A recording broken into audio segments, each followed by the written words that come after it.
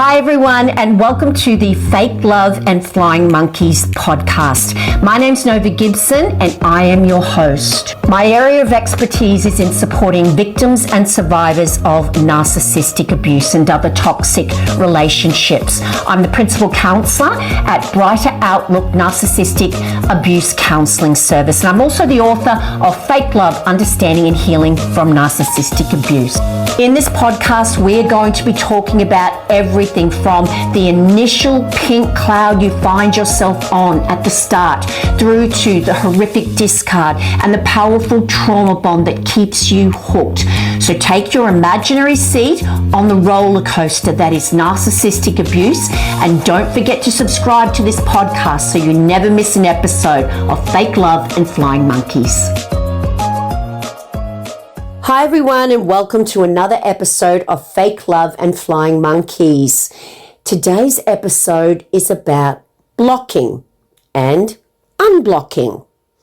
Now, for those of you who can remember the silent treatment, which is probably going to be all of you, you will remember the narcissist in your life, besides not talking to you to punish you, they will block you. They are taking a stand that whatever you did to them was not acceptable, and they want to really scare you by threatening you, implying abandonment. And what better way of doing that than blocking you on social media? Now, blocking is a big deal these days. Everyone, just about, is on social media, and you have friends, in inverted commas, on your social media whom you've never met before a lot of the time. And it is a real swipe at someone when you let them know you are blocking them. You are telling them that you're angry with them.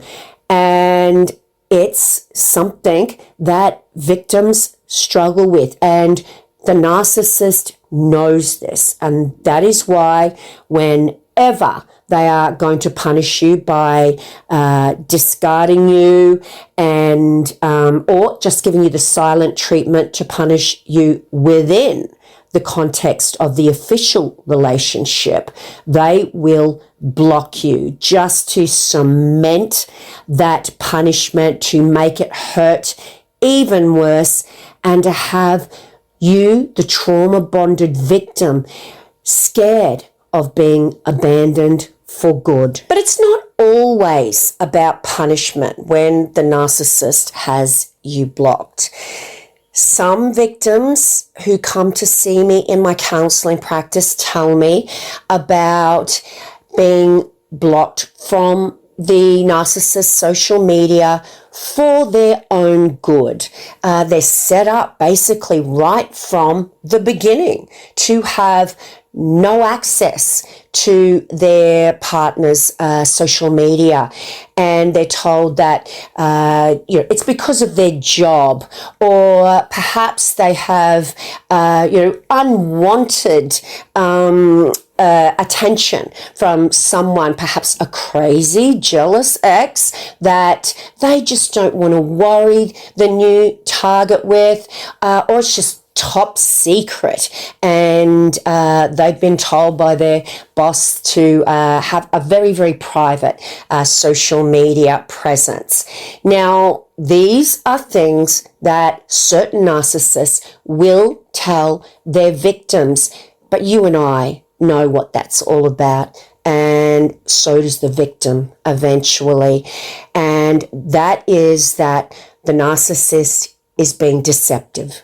They're being sneaky. They're hiding things from the new partner or the old partner. They don't want their loved one, their primary source, to see that they have attention coming from someone they're flirting with, someone they're grooming, and someone who is flirting back. They don't want their primary source to see how many people, perhaps of the opposite sex, that they are liking their profiles, profiles that really are inappropriate when you're in a committed relationship. Basically, if the narcissist is blocking you and on their social media and telling you it's for your own good because you just wouldn't understand, and these things would just hurt you. So I'm doing it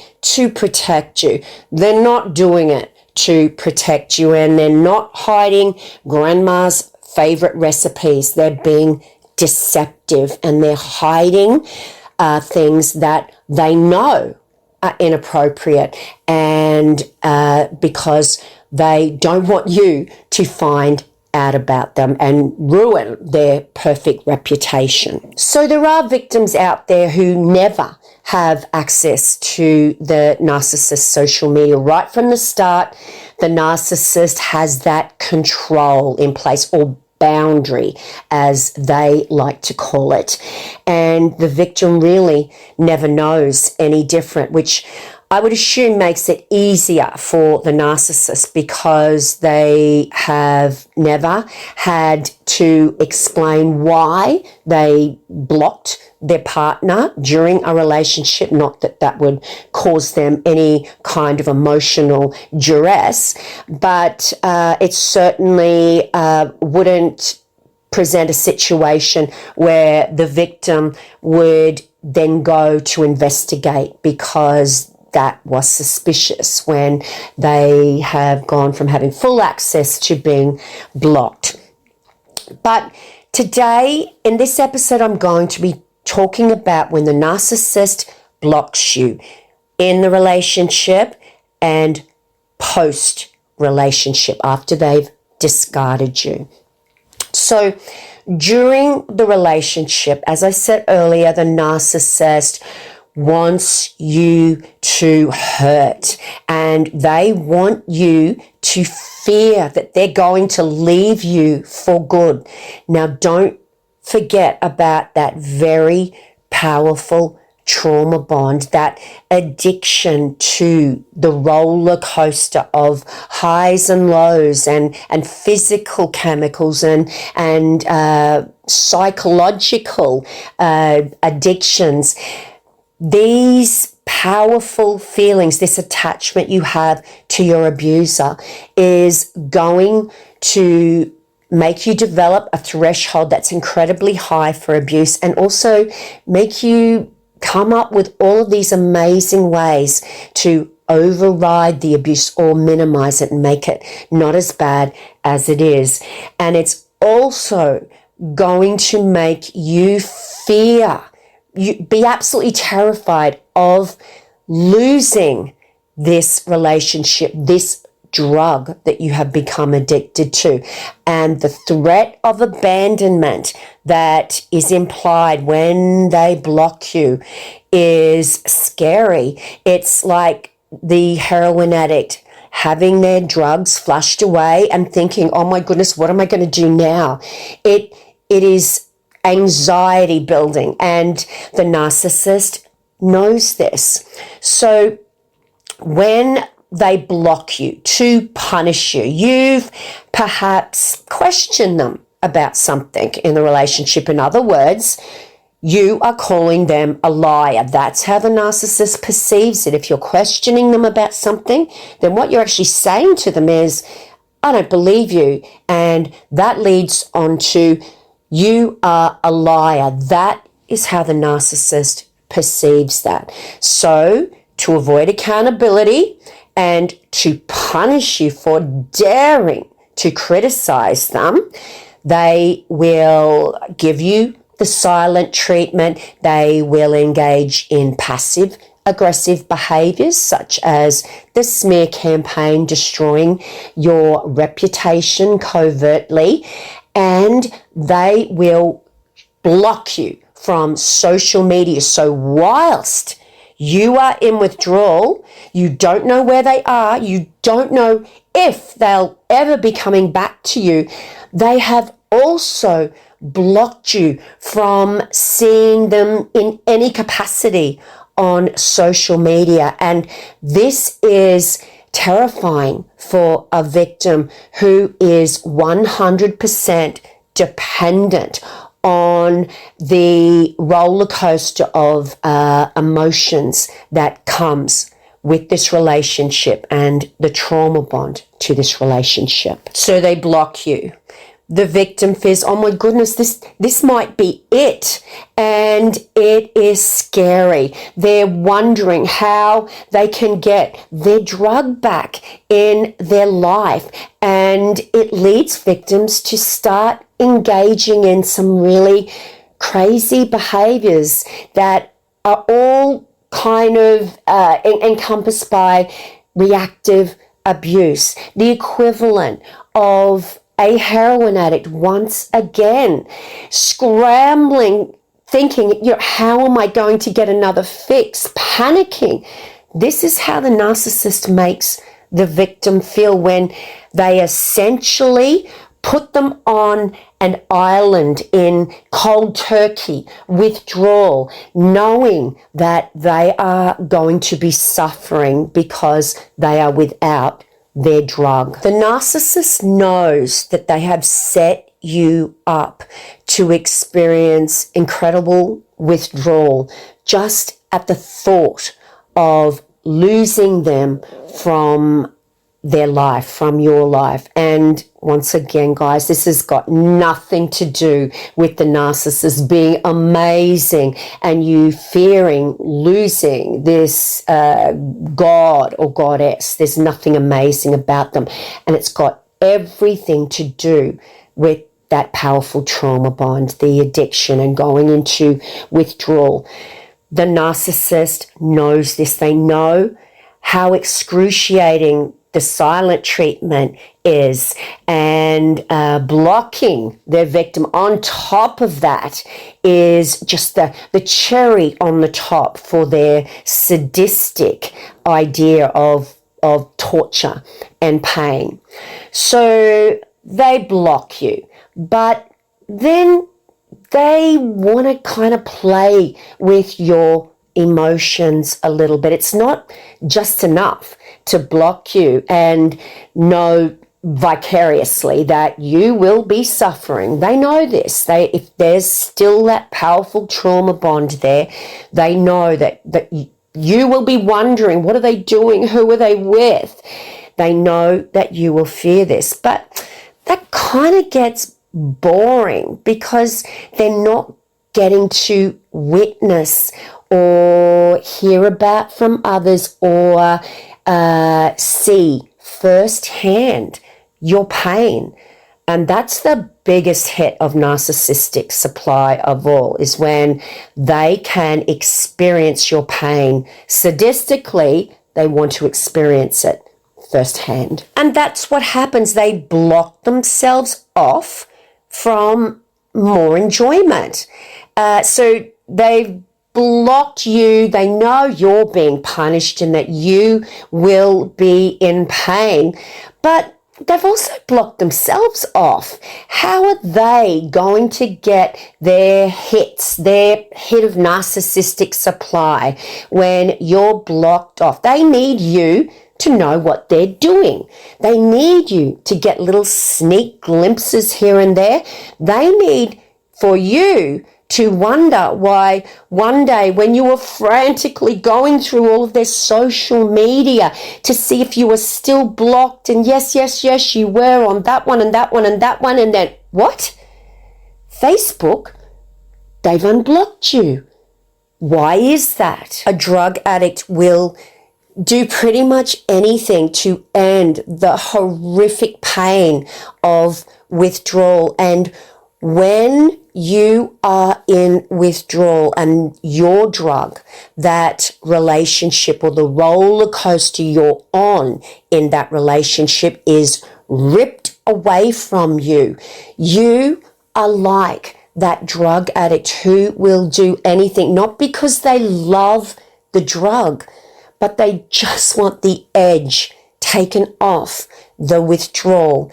And guys, this is why when you have been abandoned, discarded, blocked, that you start to panic and you start looking at their social media over and over again, from Instagram to TikTok to this to that, seeing if you're still blocked everywhere, because that one day, that 1 hour when you find that they've unblocked you, the feeling you get with that eventual payoff of being unblocked is exhilarating, because anything special has happened and, you know, this person's changed and you've now got the love of your life, or the person you thought they were, back in your life. No, but because scrambling for that long and eventually finding somewhere where they had unblocked you, that ended the withdrawal pain just for a brief time. You would think that the narcissist had a degree in psychology, a PhD, so to speak, in manipulation, wouldn't you, in the way they plan things out. And of course they don't. But this is another reason that people find your story when you go to talk about the abuse so hard to believe, and also for you as the victim to believe that the narcissist did these things, engaged in these behaviors with intent to hurt. It was 100% intentional, all of these things. It's hard to believe. But no, the narcissist, well, I guess they can be, but for the most part, no, they're not a psychologist. This is a skill they develop because of practice. They've been manipulating people their entire life. They know what works. They go over the top in the beginning so that the pain of withdrawal is even more intense. So that's another reason it's got to be so over the top when they're love bombing you. So all of this is intentional. So they know that you will experience pain. Okay, so they've blocked you, but then it gets boring. So they've got to unblock you for their sake. So let's have a look at what happens when you finally, one day, you find one platform where they've unblocked you. What are you thinking? What's going on inside your head? For an addicted brain, remembering addictions are not rational. I imagine an addicted brain, addicted to that relationship with that trauma bond, would be thinking, because you're wanting that drug back in your life, you're wanting an end to the withdrawal. I imagine that addicted brain would be thinking, oh my goodness, they're thinking about me, or maybe something's happened. Maybe they've, they've realized just how much they miss me and what a good thing they were on with me. Maybe this is their way of saying sorry.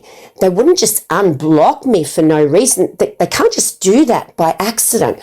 All of these questions would be going on in the mind of the victim around why the narcissist has physically, because it requires action to unblock, why would they unblock you after they pretty much told you to lose their number? They never wanted to see you again.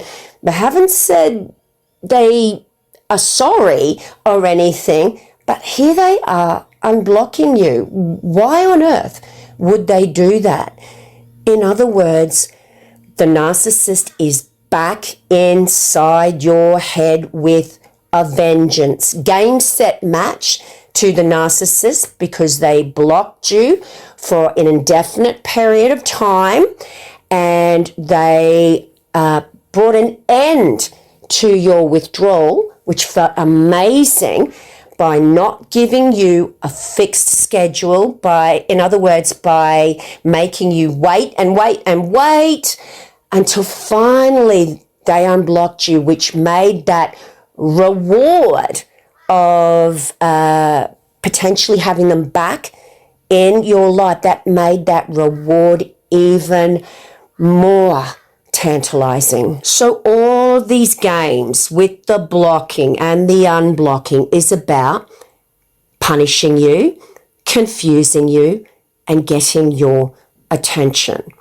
Now, all of these things can happen when you're still in the official relationship with the narcissist and they are engaging in one of their cyclical patterns of behavior where they abuse you and threaten abandonment, which includes blocking you. So you're frantic. You've got no contact with them and you don't know where they are. It makes the punishment even more horrific. So that can all happen within the context of the official relationship. But let's look at why the narcissist blocks you and then unblocks you after they've discarded you. They're off with their new soulmate, perhaps. You've been told they've never been happier than ever. Maybe you've seen the happy snaps of the new soulmate couple on social media, and you were left in a world of pain. You were left to marinate in that pain with no closure, and you were blamed for everything that went wrong in the relationship. You're fearing that this new person is going to get all of the good side because the narcissist made you believe that you were the problem. So if they're not as crazy as you, then maybe the narcissist will be how they were in the love bombing stage to you on a continual basis. Well, of course, we know now that is never going to happen and it was never your fault at all. But let's talk about post-discard. The narcissist blocks you. Now, there's a number of reasons. Of course, it's to really sink that boot in. I'm over you. You're pathetic. I've got a new person in my life and they are so much better than you. And everyone is so happy that we're happy and etc., etc. So it's about really, really making it hurt by blocking you. But they've also got to make sure you're blocked at some stage to cement the new target in place.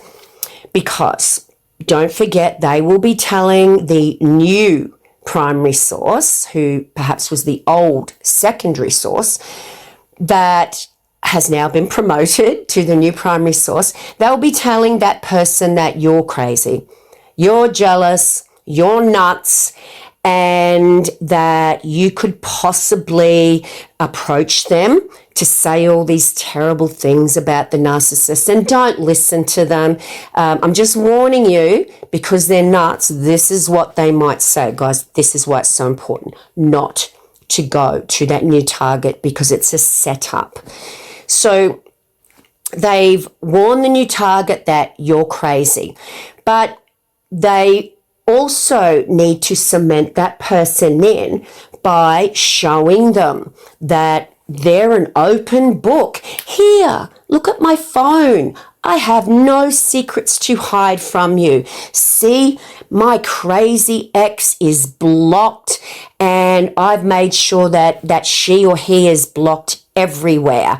All of these actions and words are designed to hook the new target in, make them feel special, and also to set up a situation for triangulation, because one day when the narcissist is bored with the new target And it's been a while since they've thrived off any kind of pain or reaction of yours. And it also looks like you're starting to heal. And gosh, they can't have that. They need to get busy. So they will unblock you. Why do they do this? Because they know that you haven't fully healed. They're keeping an eye on you. They've got their flying monkeys out there as their surveillance. Their eyes and their ears are out there, and they know exactly what you're doing, where you're at. And they know that you're still healing, so they want to throw a spanner in the works. So they want to reactivate that trauma bond. So they unblock you. They may sprinkle seeds in the mind of others so that those people tell you if you're not appearing to look and see that you've been unblocked. They will tell other people who hopefully will hand deliver that information to you. But it's about getting your reactions again to confuse the new target, to reactivate your trauma bond, and then hopefully have this smorgasbord of narcissistic supply coming from both of you while they're at the top of the triangle, like this, I don't know, wanted commodity, the world's greatest gift, because they've set up a situation where it appears that people are fighting over them. So that's another reason they will, or another time they will unblock you. It's to stir things up with the new target. And they unblock you also to get you to see what they're posting. So maybe things aren't moving quickly enough. There's not enough drama happening. It's certainly not happening quickly enough, if it is happening at all. So what can they do? They put their thinking caps on, the narcissist, that is, and they start posting accordingly to make you miss them, to make you think that they miss you. So, for instance, they may post out of the blue their favorite song that they had with you. Maybe it was a wedding song, or a song that just was a connection between you, and it was your song. You used to call it your song. And they post this on their social media at the same time. They're posting about how things aren't just what they seemed, and with the new partner, and maybe they're doing everything for this relationship, and basically just throwing seeds out there that perhaps the new relationship is struggling, and at the same time putting out this, what was for you was never reciprocated, a beautiful memory with this song, which is going to hopefully really tug at your heartstrings and make you react, and hopefully pick up the phone and call them. So if you were really, really trying hard to go no contact post discard, or if you've managed to escape, and you just have that one sneak little peek and you find that they've unblocked you, that can often be the catalyst for a successful hoover for the narcissist, because you're just too vulnerable, and the narcissist is just too cold and reptilian. They know how you will be thinking, and you can be doing all of this amazing healing work, and one look at their social media where you knew you were blocked, and now you've found that they have unblocked you, that can just be the trigger to set you back in that cycle of abuse. So if you know that the narcissist has blocked you, guys, that is a good thing. It is never a good thing if they unblock you. It's simply to reestablish that control over you and to get you hooked back into the cycle of abuse again. So the idea in going no contact, minimal contact, grey rock, if you share kids, is to be proactive, not reactive. Even if you've if they've blocked you, if you can, and I'm no expert, but if you can, block them as well, although you wouldn't be able to find them, I'm thinking. Okay, so let's just go with the fact that they've blocked you, okay, and you've discovered this. Yes, it's painful, but now you've got to heal.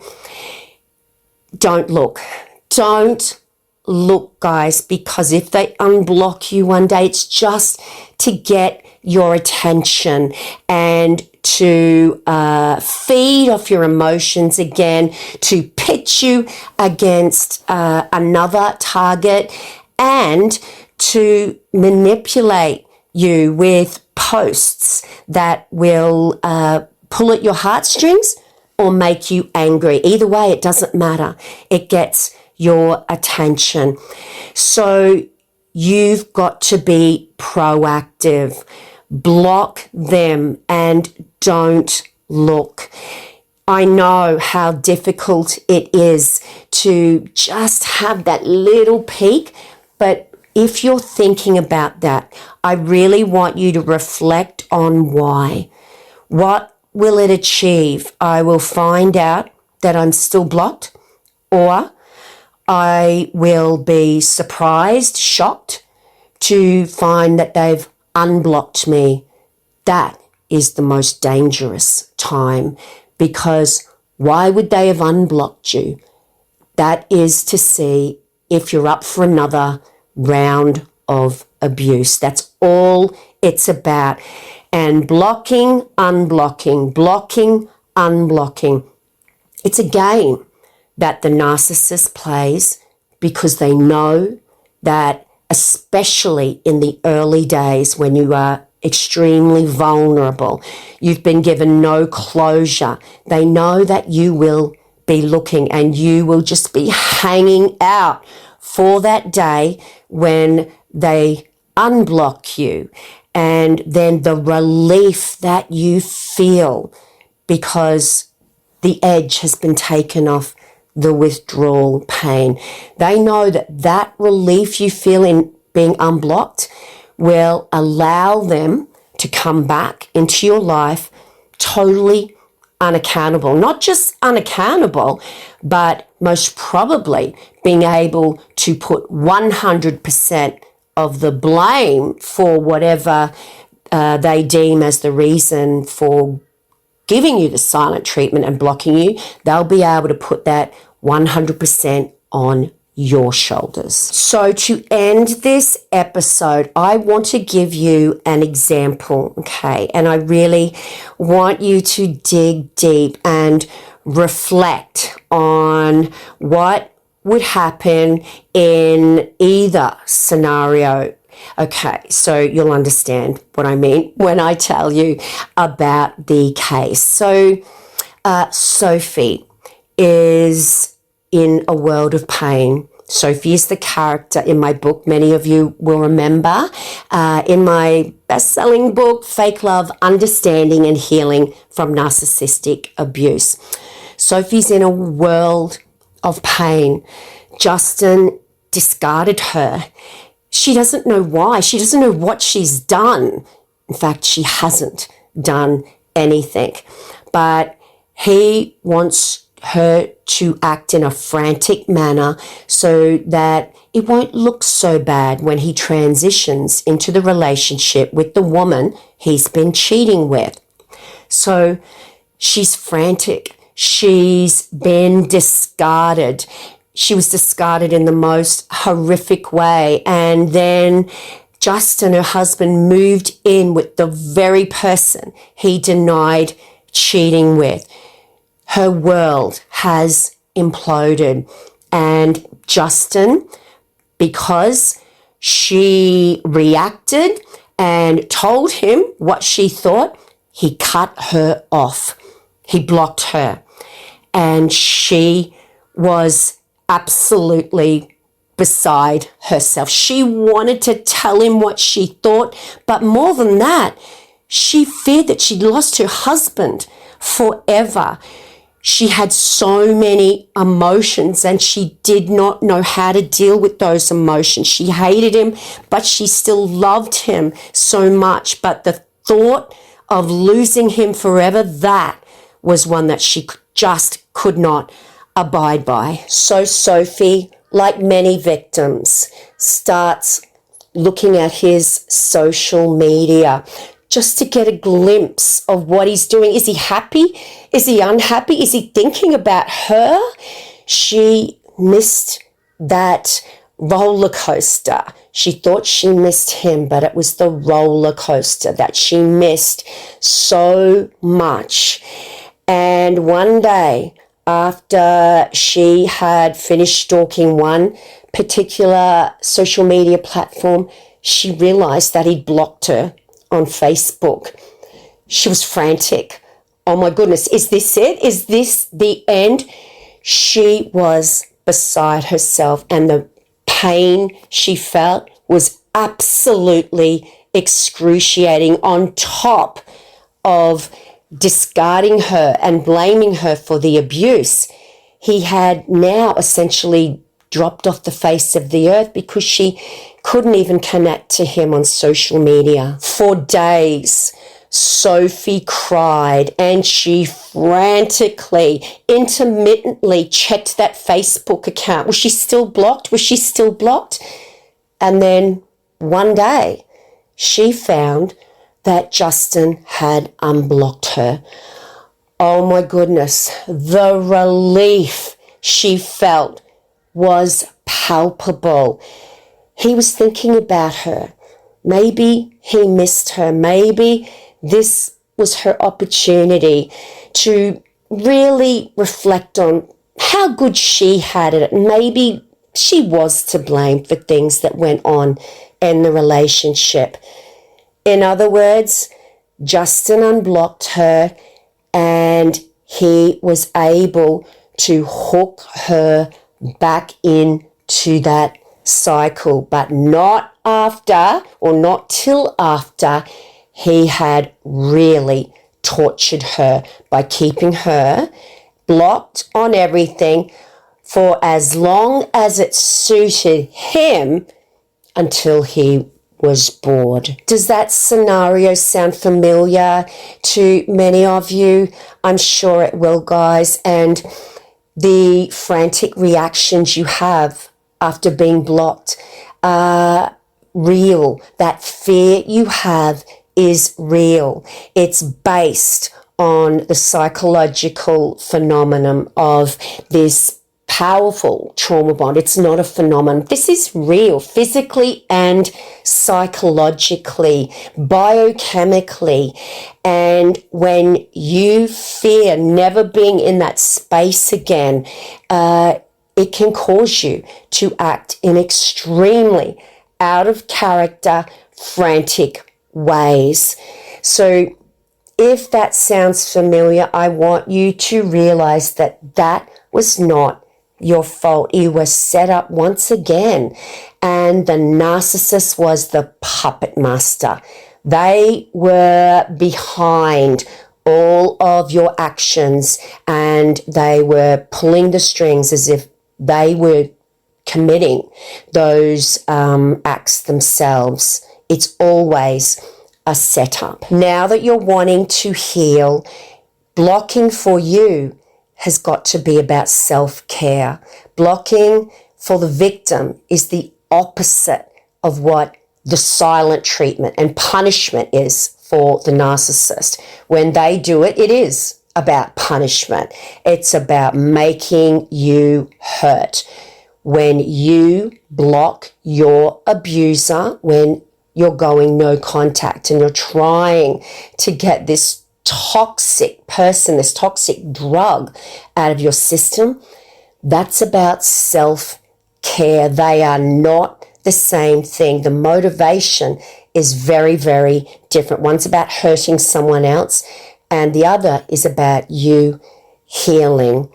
So when you think about, number one, looking to see if they've unblocked you, please know that there is no good that will come of that, because the fact that you're looking and they haven't unblocked you will make you even more frantic and will have you checking more and more and more until you get that elusive hit when they've unblocked you. And then how do you feel? That tiny little bit of relief, like the drug addict putting the needle back in their arm, just an instant of relief. You'll either frantically keep looking, or you will find they've unblocked you. You'll get that relief, and you are then vulnerable to going back to that abusive cycle and being used and abused once again. So please, guys, always remember that blocking and unblocking is a weapon the narcissist uses. It's a game to them because they know what pain you'll be in and they want to toy with your emotions. And they also know the power of social media these days and what a big move it is when you block someone on social media, that you're telling them, I don't want to talk to you. You're not seeing anything I do in my life. It's taking a really big stance when you block someone. They know this. So when you're trying to heal, guys, don't look, and you be proactive and you get on with your healing. And if you're still in the official relationship with your abuser and they're blocking you, please take this as the last red flag and the first absolute deal breaker, and put on your Nike shoes and run. And that brings us to the end of another Fake Love and Flying Monkeys episode. I hope you found that episode insightful, guys. It seems like nothing, doesn't it, to have a whole episode on blocking and unblocking, but really this is a strategic plan by the narcissist, and you really have to be aware, because if you minimize it as the victim, then you can get caught up with your guard down and just putting it down to curiosity, just wanting to have a look, can set you back so far in your healing. For more episodes just like that, guys, don't forget to subscribe to this channel, and don't forget about the competition I'm running at the moment. All you have to do is to share this podcast with a friend, tag that friend, and tag my Instagram page, Nova's Narcissist Abuse Recovery, so I can see you. And you will be in the running to win one of 2 signed copies of my best-selling book, Fake Love, Understanding and Healing from Narcissistic Abuse, drawn on 22nd of September.